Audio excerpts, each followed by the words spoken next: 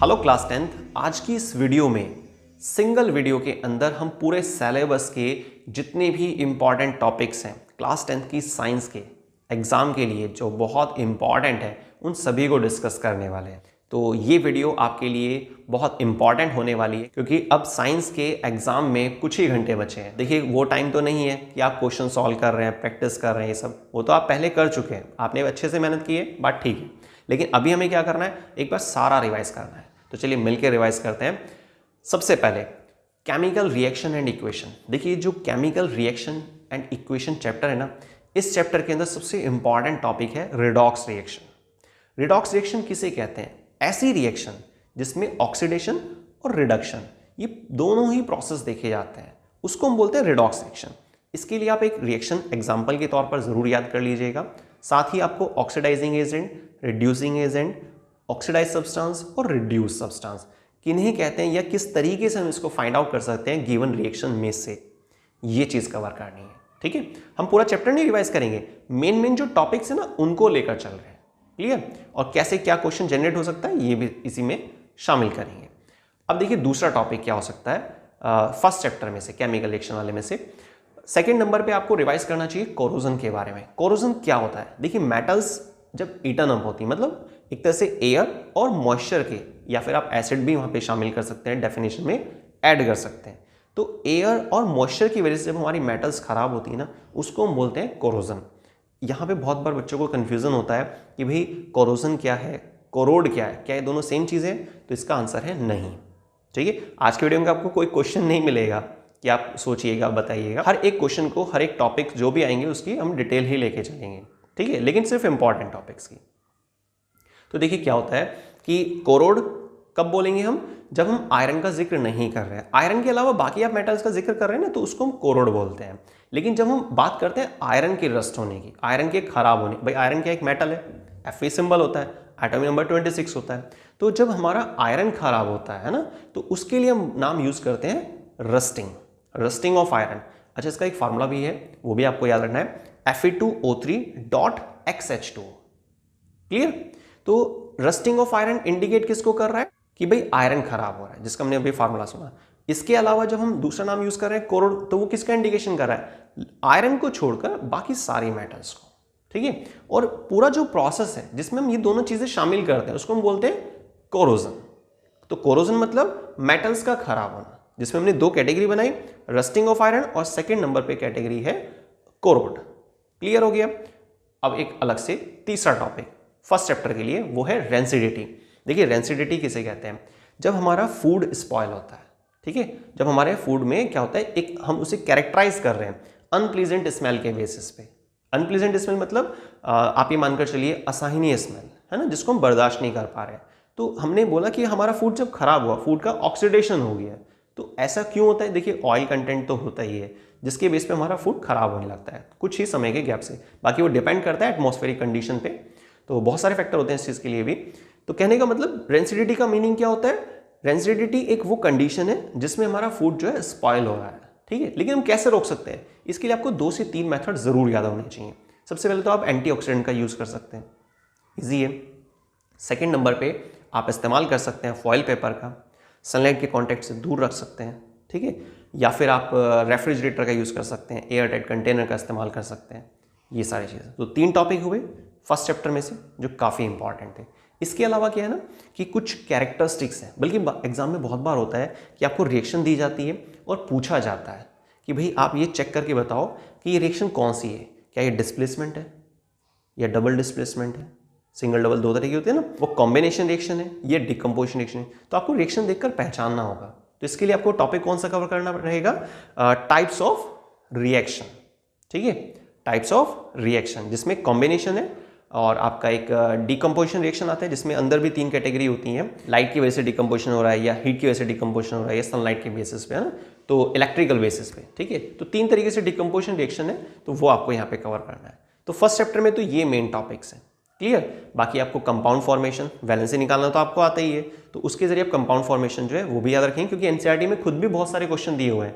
मेरे ख्याल में स्टार्टिंग में ना 3 से 4 क्वेश्चन है जिसमें लेटर्स की फॉर्म में लिखा हुआ, मतलब वर्ड्स लिखे हुए हैं, आपको कंपाउंड सोचना है, उसके बाद उसकी रिएक्शन करके दिखानी है। ठीक है, सही। तो ये हमारा होगा फर्स्ट चैप्टर। अब आते हैं सेकंड चैप्टर पर। देखिए सेकंड चैप्टर है एसिड बेस एंड सॉल्ट। ये जो चैप्टर है ना केमिस्ट्री का सेकंड चैप्टर, इसमें सबसे इंपॉर्टेंट टॉपिक है पीएच। सोरेनसन साइंटिस्ट ने बताया ना पीएच के बारे में, पावर ऑफ हाइड्रोजन, ये पोटेंशियल ऑफ हाइड्रोजन भी बोल देते हैं उसको। और बाकी एच आयन और पीएच में इन्वर्सली प्रोपोर्शनल का रिलेशन होता है, ये चीज़ याद रखना है। पीएच बढ़ेगा तो इसका मतलब एच आयन घट रहा है, ठीक, और पीएच घट रहा है तो एच आयन्स बढ़ रहे होंगे, इसी वजह से ऐसा होगा। क्लियर। साथ ही पीएच का एवरीडे लाइफ में क्या यूज़ है, ठीक, ये चीज़ आपको याद रखनी। दो पॉइंट्स आप इसमें कवर करके चलेंगे, और जिसमें आप टूथ डीके का जिक्र कर सकते हैं, डेंटल कैरीज वगैरह का जिक्र कर सकते हैं। और साथ ही आप इसमें जो हमारी जो मिट्टी होती है, जो सॉइल होती है ना, जो फील्ड के लिए हम इस्तेमाल करते हैं, तो फील्ड की जो मिट्टी है वो एसिडिक हो जाती है कई बार एसिड रेन की वजह से, तो उसको चेंज करेंगे तभी तो हम फसल उगा सकते हैं, ठीक है। कुछ ऐसे पॉइंट्स आप तैयार रखेंगे, मतलब पीएच का टॉपिक है, उस पर क्वेश्चन जनरेट हो सकता है। बाकी फिर एसिड बेस साल्ट में एम्फोटेरिक ऑक्साइड है, जिस पे शॉर्ट क्वेश्चन आ सकता है, ठीक। ऐसे मेटल ऑक्साइड जो एसिड बेस दोनों से रिएक्शन कर, तो हम उसको क्या बोलते हैं, एम्फोटेरिक ऑक्साइड्स बोलते हैं। तो एक एम्फोटेरिक ऑक्साइड पे क्वेश्चन आ सकता है। एसिड्स की केमिकल प्रॉपर्टी और बेसिस की केमिकल प्रॉपर्टीज, ये आपको ध्यान रखनी है, ठीक है। केमिकल प्रॉपर्टीज और फिजिकल में देखिए अंतर होता है। फिजिकल तो बहुत ईजी है, वो पता ही है आपको, और लेकिन जो केमिकल प्रॉपर्टी वो स्पेशली रिएक्शन बेस्ड होती हैं, तो उसको याद रखना है आपको। और बैलेंसिंग देखिए एक जनरल टॉपिक है, वो कोई चैप्टर से तो रिलेट नहीं करता है, क्योंकि वो तो किसी भी चैप्टर से जो भी रिएक्शन पूछी गई आपसे और उसको बोल सकता है कि भाई बैलेंस करके दिखाना है आपको, ठीक। तो एसिड बेस साल्ट चैप्टर में से क्या क्या हमने अभी समझा, और क्या क्या चीज़ें जो इंपॉर्टेंट है कि भाई एसिड की केमिकल प्रॉपर्टीज़ हैं, कुछ बेसिस की केमिकल प्रॉपर्टीज़ हैं, और पीएच होता क्या है, और पीएच का एवरीडे लाइफ में क्या क्या हम यूज़ कर रहे हैं ना, कहाँ कहाँ इस्तेमाल हो रहा है। तो 2 से 3 पॉइंट आपको कवर करने हैं। अब आपको पता है देखिए एसिड बेस साल्ट में ना जो लास्ट में बहुत सारे इंपॉर्टेंट कंपाउंड दिए हुए हैं, उसमें देखिए करीब 8 से 10 कंपाउंड है, जिसमें ज़्यादा इंपॉर्टेंट जो है वो है ब्लीचिंग पाउडर, वॉशिंग सोडा मतलब Na2CO3.10H2O, इसकी फॉर्मेशन और इनके जो यूजेस हैं ये आपको रखना है। अब देखिए इसमें एक तीसरा कंपाउंड भी है, वो भी काफ़ी इंपॉर्टेंट है, जिसको हम बोलते हैं जिप्सम और पीओपी हालांकि रिलेट करते हैं, इनकी जो रिएक्शंस होती हैं, फार्मूले जरूर याद रखिएगा आप। जिप्सम का फार्मूला क्या होता है, कैल्शियम सल्फेट डॉट 2H2O। अगर हम हाफ H2O लगा रहे हैं, इसका मतलब क्या होता है, पीओपी, ठीक है। तो इनके यूजेस वगैरह आ सकते हैं, कहाँ पर हम इनका इस्तेमाल कर रहे हैं, मतलब ये सब चीज़। तो सेकंड चैप्टर में इतना काफ़ी है। अब देखिए आता है chapter number third. Chapter number third का सबसे इंपॉर्टेंट टॉपिक है मेटल एक्सट्रैक्शन, ठीक है। चैप्टर नंबर थर्ड मतलब मेटल्स एंड नॉन मेटल्स। अब वैसे तो इसमें देखिए छोटे छोटे काफ़ी सारे टॉपिक्स हो सकते हैं कि भाई मेटल्स की कुछ फिजिकल प्रॉपर्टी होती है, कुछ नॉन मेटल की फिजिकल प्रॉपर्टीज होती हैं, और साथ में एक्सेप्शन।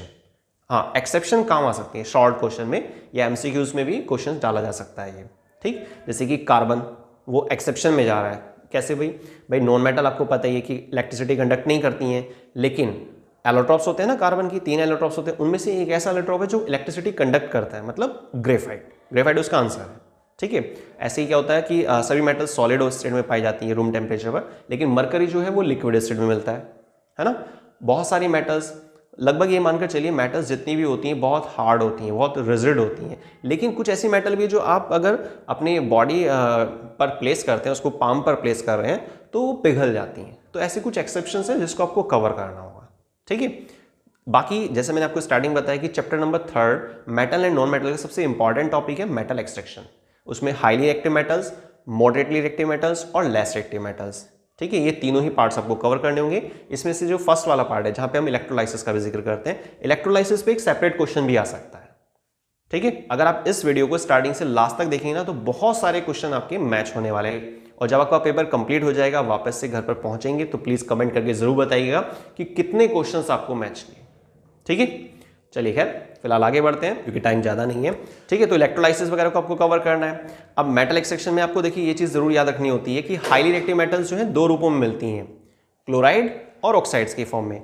जो मॉडरेटली रिएक्टिव मेटल्स होती हैं, मतलब मिडिल लेवल पर जो पाई जाती हैं, जो ज़्यादा रिएक्टिव नहीं होती, वो मिलती हैं 2 फॉर्म में, कार्बोनेट और सल्फाइड के फॉर्म में। लेकिन जो लेस रिएक्टिव मेटल्स होती हैं वो सिर्फ और सिर्फ सल्फाइड की फॉर्म में पाई जाती है।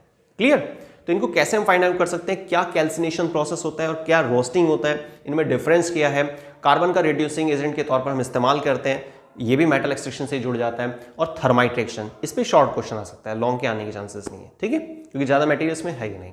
ये एक्सोथर्मिक रिएक्शन होती है, ये चीज भी याद रखना है। एक्सोथर्मिक किसे कहते हैं? जिसमें हीट रिलीज होती है, और एंडोथर्मिक किसे कहते हैं? जिसमें हीट को हम गेन करते हैं, ठीक है, रिएक्शन को प्रोसीड करने के लिए। जैसे एग्जांपल कैल्शियम कार्बोनेट है, कैल्शियम कार्बोनेट को जब आप हीट अप करते हैं तो क्या बनता है? क्विकलाइम बनता है और साथ में कार्बन डाइऑक्साइड।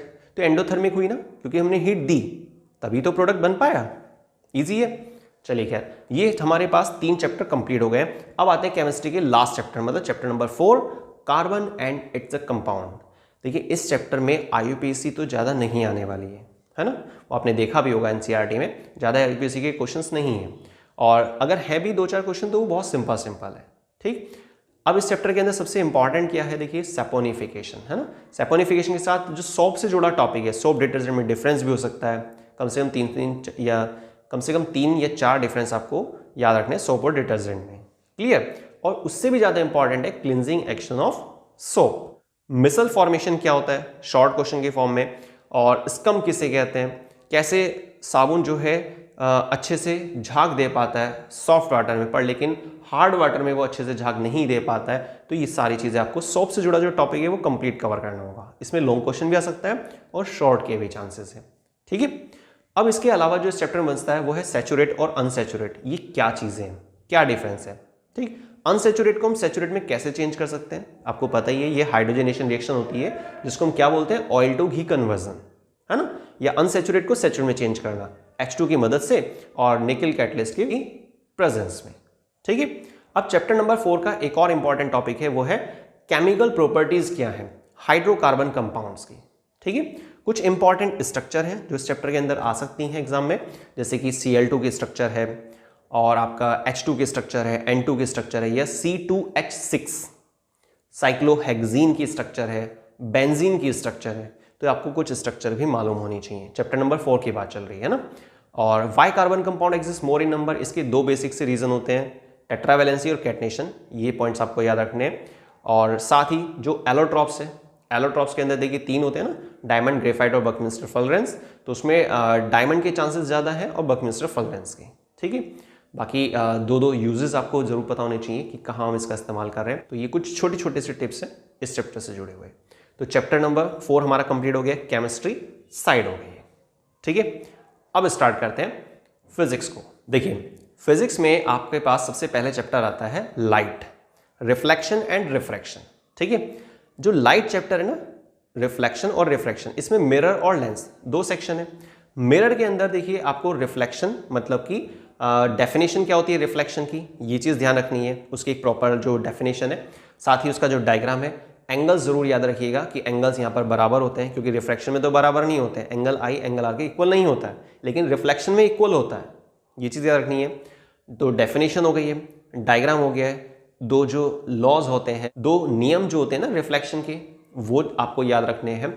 उसके बाद जो मिरर है, कॉनकेव और कॉन्वेक्स, आपको सबको मालूम है, या फिर आप नोट कर लीजिएगा अगर आपने पहले ध्यान नहीं दिया है। जो कॉन्वेक्स मिरर है ना, उसमें नेचर फिक्स होती है, वर्चुअल रहती है, इरेक्ट होती है और डिमिनिश, ठीक है। कॉन्वेक्स मिरर की बात चल रही है। लेकिन जो कॉनकेव मिरर है, इसमें पॉसिबिलिटीज अलग अलग है, वो डिपेंड करता है ऑब्जेक्ट की पोजीशन कहाँ है। अगर कॉनकेव मिरर के पास में ऑब्जेक्ट है, ठीक है, अगर ध्यान से समझिएगा, अगर कॉनकेव मिरर के पास में ऑब्जेक्ट है तो ऐसे केस में क्या होता है, जो इमेज बनती है वो अपोजिट साइड बनती है, बड़ी बनती है और इरेक्ट बनती है, ठीक है। एनलार्ज होगी, इरेक्ट होगी और साथ में वर्चुअल भी होगी, ठीक। लेकिन कब होता है ये, मैं उसका आपको एग्जांपल बताता हूं। जब ऑब्जेक्ट प्लेस करते हैं ना पोल पॉइंट और फोकस पॉइंट के बीच में, अगर ऑब्जेक्ट दूर जा रहा है, कहां से, कॉनकेव मिरर से दूर जा रहा है, पोल पॉइंट से दूर जा रहा है, तो ऐसे केस में क्या होता है, इमेज फिर अपोजिट साइड नहीं बनती, उसी साइड बनती है, जिसको हम बोलते हैं रियल, ठीक है, और नीचे की तरफ बनती है। ये चीज याद रखना।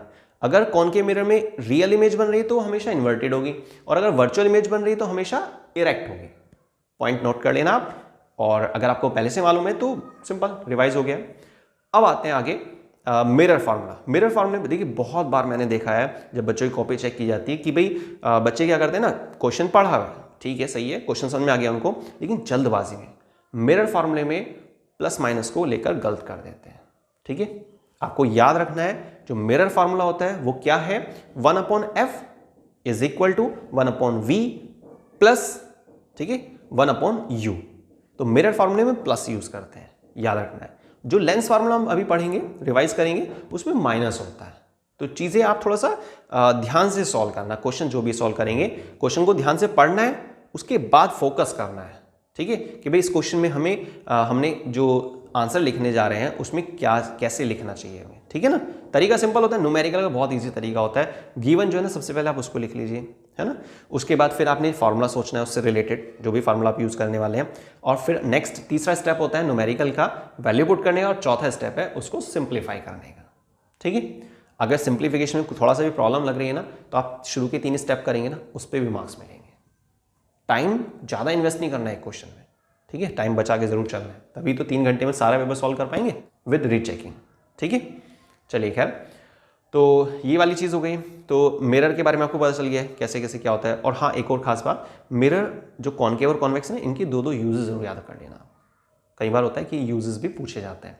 अब आते हैं लेंस पर। लेंस में देखिए कॉनकेव और कॉन्वेक्स 2 तरह के लेंस होते हैं। अब जो कॉनकेव लेंस होता है उसमें 2 नेचर फिक्स है। क्या नेचर होती है? वर्चुअल, इरेक्ट और डिमिनिश। हमेशा कॉनकेव लेंस मतलब फिक्स हो गया। कॉनकेव लेंस का दूसरा नाम क्या होता है? डाइवर्जिंग होता है। इस चीज को भी याद रखना। कॉनकेव लेंस में फोकल लेंथ कैसी होती है? हमेशा माइनस होती है, ठीक है। तो कुछ पॉइंट्स हैं जो आपको ध्यान रखने बहुत ज्यादा जरूरी है। अब बात करते हैं कॉन्वेक्स लेंस की। कॉन्वेक्स लेंस में देखिए क्या होता है कि जो फोकल लेंथ है ना, वो प्लस होती है कॉन्वेक्स लेंस में। और कॉन्वेक्स लेंस का दूसरा नाम क्या है? Converging lens. ये वही तो लेंस है जो हमारी आईज में प्रेजेंट होता है, नेचुरल लेंस भी बोला जाता है उसको। तो कॉन्वेक्स लेंस हमेशा क्या करता है? हमेशा एक तरह की इमेज तो बनाएगा नहीं। कॉनकेव लेंस में तो फिक्स हो गया कि भाई नेचर फिक्स कर दी हमने इमेज के लिए, लेकिन कॉन्वेक्स लेंस में अलग अलग तरह की पॉसिबिलिटी है, अलग अलग नेचर हो सकती है इमेज को लेकर। वो डिपेंड किस पे कर रहा है?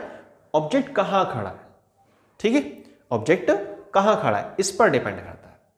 तो लाइट चैप्टर में आपको ये सारी चीज कवर करनी है। बाकी एक छोटा सा टॉपिक और भी है लेटरल इन्वर्जन का। जब हम अपने आप को प्लेन मिरर के सामने प्लेस करते हैं ना, तो उसमें क्या होता है कि हमें लेफ्ट हैंड राइट दिखाई पड़ता है और राइट जो है लेफ्ट दिखाई देता है। जैसे आपने देखा भी होगा एम्बुलेंस जैसे फ्रंट में जो होता है वो उल्टा लिखा रहता है, वो इसी वजह से। चलिए खैर, तो लाइट चैप्टर कंप्लीट हो गया। अब आते हैं फिजिक्स के दूसरे चैप्टर पर। वो बहुत इंपॉर्टेंट चैप्टर है इलेक्ट्रिसिटी।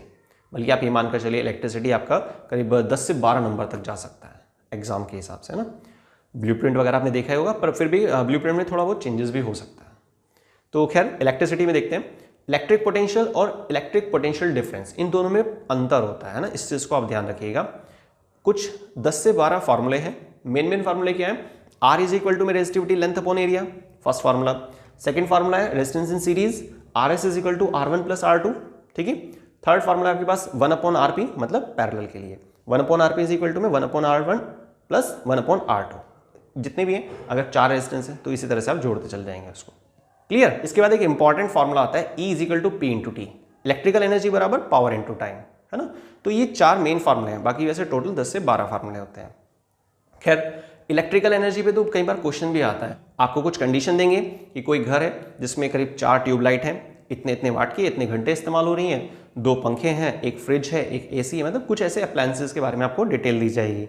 कितने वाट के हैं ये दिया जाएगा, कितने समय के लिए इस्तेमाल कर रहे हैं ये दिया जाएगा, कौन से मंथ का बिल निकालना है आपको ये दिया जाएगा, ठीक है। लास्ट में फिर यूनिट रेट दे देते हैं कि भाई 6 रुपये यूनिट रेट वगैरह है, इस तरीके से। क्लियर? तो आपको क्या करना है, सबसे पहले मान लीजिए 5 तरह की चीजें दे रखी हैं आपको, तो आप एक दिन का बिल कैलकुलेट करेंगे, ठीक है। E1 एक अप्लायंस की total energy, E2 second appliance की एनर्जी, E3 ऐसे ही पांचों ही एनर्जी को आप निकालेंगे और टोटल कर लेंगे, तो एक दिन की टोटल इलेक्ट्रिकल एनर्जी आ जाएगी। फिर आपको ध्यान से देखना होगा क्वेश्चन में कि भाई जुलाई मंथ की बात कर रहा है या दिसंबर की बात कर रहा है ना, तो उसमें जितने दिन होते हैं मंथ में उसके नंबर से आपको मल्टीप्लाई कर देना है टोटल इलेक्ट्रिकल एनर्जी को। फिर हमारे पास उस मंथ की टोटल इलेक्ट्रिकल एनर्जी आ जाएगी। उसके बाद अगला स्टेप क्या होगा, आपको ये चेक करना है कि वहां पर क्वेश्चन में कितना यूनिट रेट दिया हुआ है, 5 रुपये यूनिट रेट है या 6 रुपये यूनिट रेट है, ये सब। मान लीजिए कि आपसे दिसंबर का पूछा जा रहा है, ठीक है, तो 31 दिसंबर मतलब 31 दिन कि आपने टोटल इलेक्ट्रिकल एनर्जी फाइंड की और आपका आंसर आ रहा है 500, कितना आ रहा है 500 kWh। kWh कमर्शियल यूनिट होती है, ये भी याद रखना है आपको। तो एक तरह से 500 यूनिट हो गई दिसंबर के मंथ की। अब 500 यूनिट को आप मल्टीप्लाई कर देना 5 रुपये से या 6 रुपये से, जो भी यूनिट रेट उसने दिया होगा क्वेश्चन में। क्लियर? तो इस तरीके से क्वेश्चन आ सकते हैं।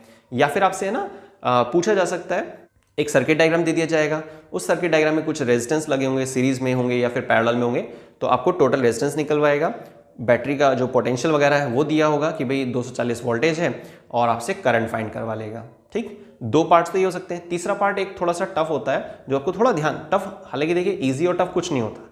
अगर हम सॉल्व कर पा रहे हैं इजी, नहीं कर पा रहे हैं आसान चीज़ थी और सॉल्व नहीं कर पा रहे तो हम उसे हार्ड बोलेंगे। ठीक है, तो खैर चलिए छोड़िए, तो आपको क्या करना है ध्यान से देखना है। अब तीसरी पॉसिबिलिटी क्या हो सकती है, देखिए इस तरह क्वेश्चन में कि आपको एक पर्टिकुलर पॉइंट्स हाईलाइट करेगा कि भाई ए और बी है ना, ए और बी में जो 2 रेजिस्टेंस लगा रखे हैं, मान लीजिए ऊपर की तरफ एक रेजिस्टेंस है एक नीचे की तरफ, तो दोनों पैरेलल में हो गए ना। ठीक है, तो ऊपर वाले जो रेजिस्टर है मान लीजिए 10 ओम का था, नीचे वाला 20 ओम का है, तो 10 ओम से कितना करंट पास आउट हो रहा है, तो इस तरह से भी क्वेश्चन अराइज किया जा सकता है। तो इसको थोड़ा ध्यान से सॉल्व कीजिएगा। एक बार आपने हालांकि क्वेश्चन की प्रैक्टिस की होगी, नहीं की है तो इस तरह क्वेश्चन एक बार जरूर देख लेना। ठीक है, तो इलेक्ट्रिसिटी में तो ये सब चीज़ें हैं। बाकी फिर डिफाइन हो सकता है, शॉर्ट क्वेश्चन देखिए काफ़ी सारे हो सकते हैं। 1 एम्पियर को डिफाइन करना है, 1 वोल्ट को डिफाइन करना है ना, 1 ओम रेजिस्टेंस को डिफाइन करना है, वोल्ट मीटर का फंक्शन क्या होता है, एमीटर का क्या फंक्शन होता है ना। तो ये हमारा हुआ फिजिक्स का सेकंड चैप्टर। अब जो थर्ड चैप्टर है magnetic effect of current, magnetic effect of current में फ्लेमिंग के जो रूल है ना, लेफ्ट हैंड रूल और राइट हैंड रूल, इनका कैसे हम यूज़ करते हैं, कैसे हम जो करंट के डायरेक्शंस को फाइंड करने के लिए, इस पे बहुत चांसेस है क्वेश्चन के आने के। ठीक है, इसके अलावा इलेक्ट्रोमैग्नेट पे क्वेश्चन आ सकता है। ठीक, सोलेनॉइड में जब हम सॉफ्ट आयरन कोर का यूज़ करते हैं तो इलेक्ट्रोमैग्नेट बनती है, उसके कहाँ कहाँ यूज़ हो रहे हैं, तो 2 से 3 एप्लीकेशन आप याद रखिएगा। और हॉर्स शू शेप मैग्नेट मतलब किकिंग वायर एक्सपेरिमेंट, इस पर क्वेश्चन जनरेट हो सकता है। 3 तरह के कंडक्टर हैं, straight wire conductor, loop wire conductor और सोलेनॉइड। ठीक है, इनमें से सोलेनॉइड ज़्यादा इंपॉर्टेंट है वैसे। और क्या तरीके हैं जिसके जरिए आप मैग्नेटिक इफेक्ट बढ़ा सकते हैं, तो जैसे करंट ज़्यादा भेज देते हैं तो बढ़ जाता है, या फिर टर्न को पास पास बनाना चाहिए। ठीक है, और टर्न का नंबर ज़्यादा होना चाहिए तो भी मैग्नेटिक इफेक्ट ओवरऑल बढ़ जाता है। ठीक, तो ये सब चीज़ें हैं हमारे मैग्नेटिक इफेक्ट ऑफ करंट में। बाकी मैग्नेटिक फील्ड की यूनिट क्या होती है, शॉर्ट क्वेश्चन की फॉर्म में आपको ये मालूम होना चाहिए। तो ये सब आपका फिजिक्स का पार्ट हुआ। ठीक, अब इसके अलावा जो हमारे पास बात आती है वो है आवर एनवायरनमेंट, मतलब बायो में भी कंसिडर करते हैं इसको, फिजिक्स में भी बायो में कंसिडर करते हैं। फिलहाल ह्यूमन आई चैप्टर रहेगा ना, 4th चैप्टर जो फिजिक्स का है। ह्यूमन आई देखिए लाइट चैप्टर पर ही बेस्ड है। ठीक है, कोई अलग से तो है नहीं उसमें। न्यूमेरिकल्स की अगर हम बात करते हैं तो वो फार्मूला लेंस फार्मूले से मैच कर जाता है। Power is equal to 1/f होता है, पावर की यूनिट जो है डायोप्टर होती है, ये चीज़ याद रखिएगा। बाकी 4 डिफेक्ट हैं, मायोपिया, हाइपरमेट्रोपिया, प्रेस बायोपिया और कैटरेक्ट। एस्टिग्मेटिज्म तो कोर्स में नहीं है, तो ये 4 डिफेक्ट आप याद रखिएगा कैसे। बल्कि मायोपिया ज़्यादा इंपॉर्टेंट है, मायोपिया का बोलते हैं ना उसको नियर साइटेडनेस। ठीक है, और हाइपरमेट्रोपिया दूसरा नाम क्या होता है, कौन सा लेंस हम यूज़ करते हैं, और रेटिना से पहले इमेज बन रही है तो कौन सा डिफेक्ट है, रेटिना से आगे अगर इमेज बन रही है तो कौन सा डिफेक्ट है। तो ये सारी चीज़ें। तो अब फिजिक्स कंप्लीट हो गई, तो फिजिक्स और केमिस्ट्री डन। अब आते हैं बायो पर। अब देखिए बायो में सबसे पहले चैप्टर लेते हैं लाइफ प्रोसेस। लाइफ प्रोसेस में सबसे इंपॉर्टेंट जो टॉपिक है वो है ह्यूमन डाइजेस्टिव सिस्टम। ठीक है, कौन सा, ह्यूमन डाइजेस्टिव सिस्टम। ये ह्यूमन डाइजेस्टिव सिस्टम में एक तो एलिमेंट्री कैनाल, मतलब कहाँ कहाँ से हमारा फूड जो है पास आउट हो रहा है और किस लोकेशन पर जाकर हम इसको वेस्ट कंसिडर करते हैं। ठीक है, कौन कौन से ग्लैंड है जो इसमें हेल्प कर रहे हैं, हमारी लीवर है, पैनक्रियाज है, क्या फंक्शन परफॉर्म कर रहा है, कौन से स्टेप पर वो एक्शन करता है, कौन से बॉडी पार्ट में वो एक्शन करता है, ऑर्गन कौन सा है। जैसे पैनक्रियाज है, पैनक्रियाज की क्या सप्लाई स्टमक से जुड़ती है, नहीं ना, वो किससे अटैच होता है, जो उसका मटेरियल है कहाँ लोड होगा, हमारी स्मॉल इंटेस्टाइन में। ठीक है, और ये जितने भी ऑर्गन्स हैं क्या काम कर रहे हैं, कैसे हेल्प करते हैं डाइजेशन में, कौन सा एंजाइम किस स्टेप पर काम करता है, प्रोटीन का डाइजेशन कौन कौन से स्टेप पर होता है, फैट का डाइजेशन कहाँ कहाँ पर होता है, या किसी एक ही प्लेस पर हो जाता है। आंसर तो आपको पता ही है, स्मॉल इंटेस्टाइन एक अल्टीमेट प्लेस होता है जहाँ पे हर तरह का फूड डाइजेस्ट हो जाता है। लेकिन जो फैट है उसके लिए सिर्फ सिंगल प्लेस है, स्मॉल इंटेस्टाइन। लेकिन जो प्रोटीन है उसके लिए 2 स्टेप होते हैं, एक तो हमारा स्टमक और दूसरे नंबर पर क्या होता है, स्मॉल इंटेस्टाइन। ठीक है, स्मॉल बोलते हैं पर वैसे 7.5 मीटर लंबी होती है, ये याद रखना। एलिमेंट्री कैनाल किसको बोल रहे हैं, इस चीज़ को भी याद रखना। ठीक है, तो इस तरह की चीज़ें हो गई हैं। बाकी फिर डेंटल कैरीज, डेंटल प्लाक है ना, और ascent of sap, cohesive force, adhesive force, transpiration pull क्या होता है। ठीक है, और आपका बाकी इसमें प्लांट्स की अगर हम बात करते हैं तो प्लांट में तो फोटोसिंथेसिस का टॉपिक आएगा, वो तो जनरल है, वो तो आपने पहले भी बहुत बार सुना है, छोटे क्लास में भी आ चुका है।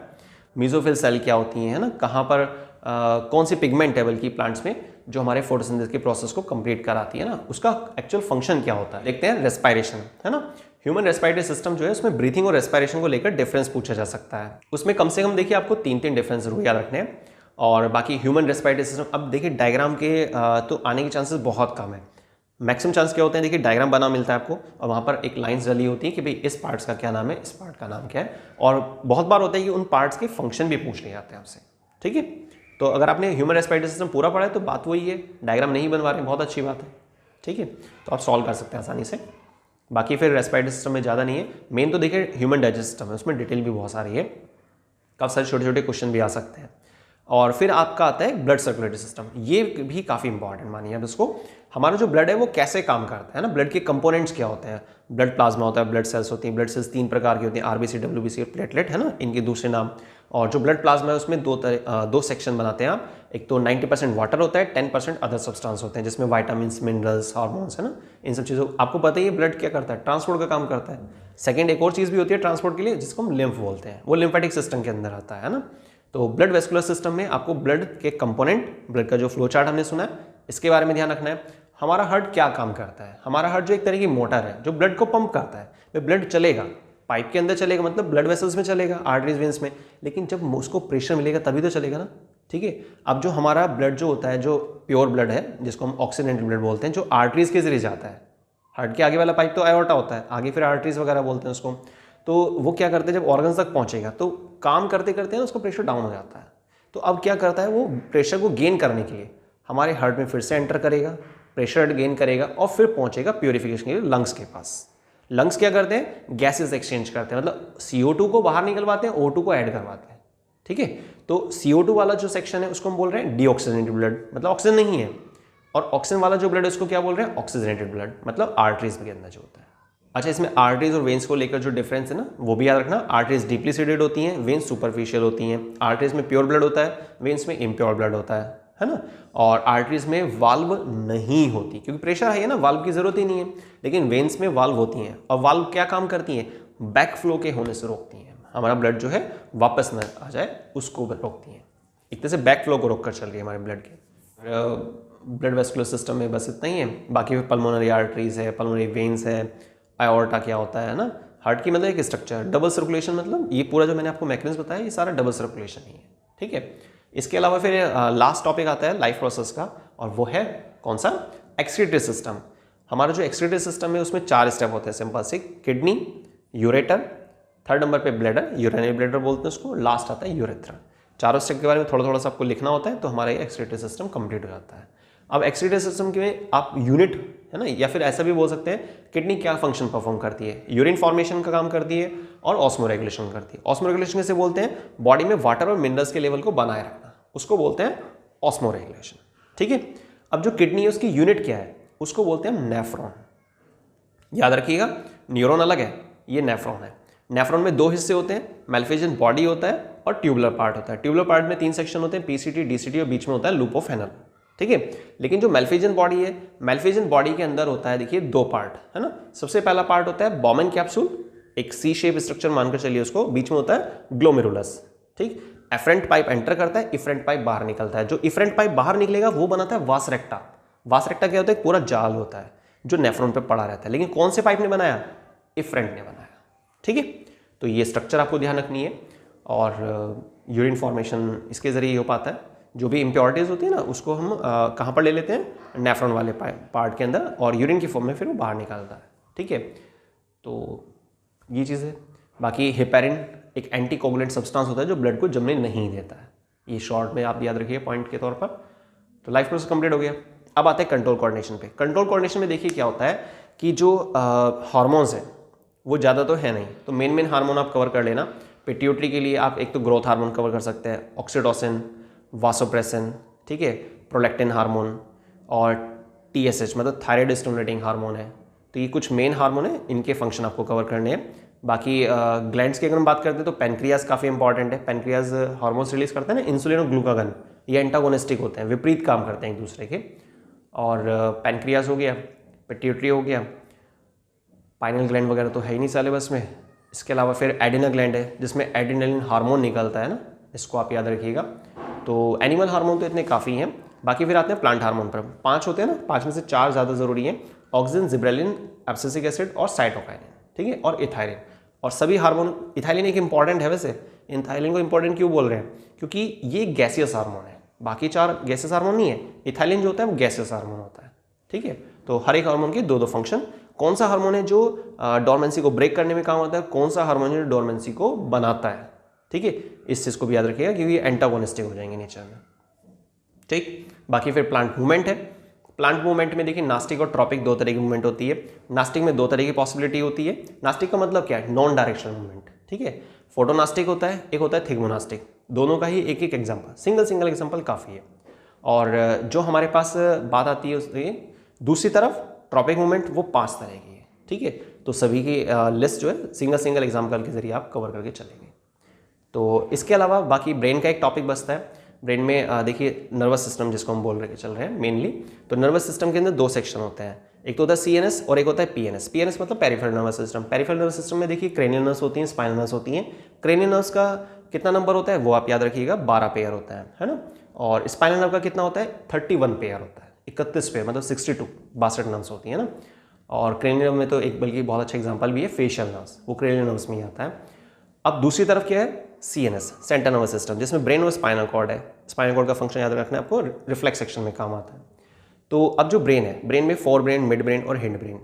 मिड ब्रेन में कोई पार्ट नहीं करना है आपको 10th लेवल पे। बाकी हिंड ब्रेन में 3 सेक्शन है, पोन्स, सेरिबेलम और मेडुला। पोन्स का पूरा नाम क्या है, पोन्स वेरोली, और मेडुला का पूरा नाम क्या है, मेडुला ऑब्लोंगेटा, ठीक है। और सिंगल फंक्शन, बाकी मिड ब्रेन का सिंगल फंक्शन कवर करना है। अब जो फोर ब्रेन है, फोर ब्रेन के अंदर देखिए क्या होता है ना कि 2 पार्ट होते हैं, एक तो सेरिब्रम, याद रखिए सेरिबेलम नहीं, सेरिब्रम लार्जेस्ट पार्ट हमारे ब्रेन का, ठीक है। और एक होता है डायनसेफेलम जिसमें हम हाइपोथैलेमस का जिक्र करते हैं। लेकिन जो सेरिबेलम है, सेरिब्रम में 2 हिस्से होते हैं, left cerebral hemisphere, right cerebral hemisphere. इन दोनों के ही अंदर क्या 4 पार्ट है, frontal lobe, parietal lobe, temporal lobe और ऑक्सीपिटल लोब। लेफ्ट राइट के हिसाब से सिर्फ ये अंतर है। तो हर एक जो पार्ट हमने अभी सुने उनका सिंगल फंक्शन, ये आपको कवर करके चलना है। क्लियर? तो कंट्रोल कंडीशन भी खत्म हो गया। अब आते हैं देखिए रिप्रोडक्शन में। रिप्रोडक्शन में मेल रिप्रोडक्टिव सिस्टम बहुत इंपॉर्टेंट है और फीमेल रिप्रोडक्टिव सिस्टम ज़्यादा इंपॉर्टेंट अगर कहा जाए दोनों में से तो फीमेल रिप्रोडक्टिव सिस्टम है ना। इस पे लॉन्ग क्वेश्चन आने के चांसेस हैं। या तो लॉन्ग क्वेश्चन एक डायरेक्ट सिंगल यूनिट में आ जाएगा या फिर उसके 5 या 4 पार्ट भी हो सकते हैं, ठीक है। डायग्राम आने के चांसेस बहुत कम है, डायग्राम बना मिलेगा आपको, सिर्फ उसको लेबल करना होगा। हो सकता है हर एक पार्ट का फंक्शन पूछे, जैसे मैंने आपको पहले बताया, वो चीज़ भी याद रखनी है, ठीक है। ईजी सा है। अब देखिए इसके बाद जो फीमेल रिप्रोडक्टिव सिस्टम है, इसमें अलग से क्वेश्चन आ सकता है मेंस्ट्रुअल साइकिल पर, ठीक। ओवरी का फंक्शन क्या होता है, टेस्टिस का फंक्शन क्या होता है। बाकी इस चैप्टर में एक तीसरा इंपॉर्टेंट टॉपिक है बाइसेक्सुअल फ्लावर, उसकी स्ट्रक्चर, कैसे पॉलिनेशन होता है ना, सेल्फ पॉलिनेशन, क्रॉस पॉलिनेशन, ये चीज़ें। बाकी फिर इसमें माइटोसिस मियोसिस बनाने के दौरान थोड़ा डेप्थ में जाते हैं, तो उसमें फिर माइटोसिस मियोसिस के बारे में शॉर्ट क्वेश्चन पूछा जा सकता है ना। तो रिप्रोडक्शन वाले चैप्टर में तो सिर्फ इतना ही है। बाकी फिर कुछ कॉन्ट्रासेप्टिव डिवाइसेज है, उनके बारे में आपको ध्यान रखना है ना, ट्यूबेक्टोमी क्या होता है, वासेक्टोमी क्या होता है, कॉन्ट्रासेप्टिव मेथड्स क्या क्या हो सकते हैं ना, ये चीज़ आपको ध्यान रखनी होगी। तो रिप्रोडक्शन वाला चैप्टर सिर्फ इतना ही है। नेक्स्ट आता है फिर हेरिडिटी इवोल्यूशन। हेरिडिटी इवोल्यूशन में देखिए इवोल्यूशन तो हट चुका है, अब हेरिडिटी में ज़्यादा कुछ नहीं है। मेंडल के 3 लॉ थे ना, law of segregation, law of independent assortment और लॉ ऑफ डोमिनेंस, तीनों के स्टेटमेंट ये आगे पूरी प्रॉपर डेफिनेशन ध्यान रखनी है। और फिर मोनोहाइब्रिड क्रॉस है, डाइहाइब्रिड क्रॉस है। मेंडल ने पी प्लांट को ही सिलेक्ट क्यों किया, पाइसन सेटिवम जिसका साइंटिफिक नेम होता है, तो उसमें मोनोहाइब्रिड क्रॉस आपको ध्यान रखना है और डाइहाइब्रिड क्रॉस, ये दोनों पूरे जो पूरा चार्ट है, एक तरह से फ्लो चार्ट कह सकते हैं, ब्लॉक डायग्राम टाइप से, तो वो ध्यान रखना है। अच्छा, डाइहाइब्रिड क्रॉस का जो फाइनल रिजल्ट है ना 9331, ये भी याद रखिएगा। और मोनोहाइब्रिड में फिनोटिपिक और जीनोटिपिक, इस चीज़ को याद रखिएगा। एलील की डेफिनेशन, जेनेटिक ड्रिफ्ट किसे कहते हैं, और जेनेटिक्स क्या है, हेरिडिटी क्या है, ये छोटी छोटी सी डेफिनेशन है ना, ज़्यादा कुछ नहीं। डीएनए के बारे में भी आप थोड़ा सा कॉन्सेप्ट क्लियर करेंगे कि डीएनए कॉपिंग का जो टॉपिक है वो काफ़ी काम आ सकता है यहाँ पे, ठीक है। तो हेरिडिटी सिर्फ इतना। बाकी अवर एनवायरनमेंट जो चैप्टर है बायो में, जो लास्ट चैप्टर है, उसमें आपको देखिए ये मानकर चलिए फूड चेन बहुत इंपॉर्टेंट है। फूड चेन, फूड वेब में डिफरेंस पूछा जा सकता है। ट्रॉपिक लेवल किसे कहते हैं, 10% लॉ क्या है एनर्जी का, तो ये ज़्यादा इंपॉर्टेंट टॉपिक है। बाकी बायोटिक क्या है, अबायोटिक क्या है, छोटी छोटी चीज़ें ये भी। बाकी तो देखिए सारी चीज़ें हो गई हैं, है ना। आई थिंक ये सारा कवर हो गया है। अच्छा, एक ह्यूमन आई जो चैप्टर है ना, उसमें आप रिफ्रैक्शन का जो टॉपिक है ना, मतलब एक तरह से एटमॉस्फेरिक रिफ्लेक्शन, जिसमें why star seems higher than the actual are, ठीक है। और अर्ली सनराइज और डिले सनसेट, 2 मिनट पहले सन दिखना स्टार्ट हो जाता है, 2 मिनट बाद तक दिखाई देता है ना। और इसके अलावा फिर सन राइज के समय पर और सनसेट के समय पर लाल दिखाई देता है, पर ऐसा क्यों, ठीक है। तो ऐसे कुछ बेसिक से क्वेश्चंस हैं, वो आपको ध्यान रखने हैं। तो बस आज की वीडियो में बस सिर्फ इतना ही। वीडियो अगर आपको पसंद आती है, आपका रिवीजन कंप्लीट हो पाता है, तो प्लीज़ वीडियो को लाइक ज़रूर कीजिएगा, कमेंट करके ज़रूर बताइएगा। और एक लास्ट इंपॉर्टेंट चीज़, कल जो आपका साइंस का एग्जाम होने वाला है और पेपर जब कंप्लीट हो जाएगा, तो जब भी आपको टाइम मिलता है तो प्लीज़ कमेंट करके ज़रूर बताइएगा कि जो हमने आज के वीडियो में रिवाइज किया इसमें से कितना % आपको मिला है, क्या क्या क्वेश्चन आपको मिल पाए या नहीं मिल पाए। ठीक है, फीडबैक ज़रूर दीजिएगा। और वीडियो पसंद आती है तो अभी से वीडियो को शेयर कर दीजिए, मैक्सिमम शेयर कीजिए। और लास्ट, बेस्ट ऑफ लक। मिलते हैं नेक्स्ट वीडियो में कुछ और इंपॉर्टेंट टॉपिक्स के साथ। थैंक्स।